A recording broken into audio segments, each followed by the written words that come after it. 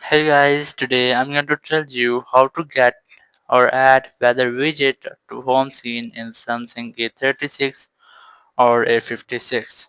If you are using Samsung A36 or A56 and now you want to add weather widgets, let's see how can you do this.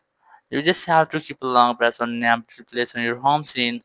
From here, just select widget from here and here just look for weather. Here's that.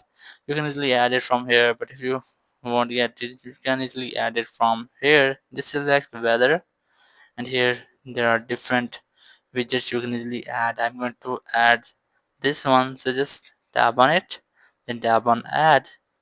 So in this way you can easily add weather widget. You can easily move it on your home screen, or which place you want. You can easily resize it.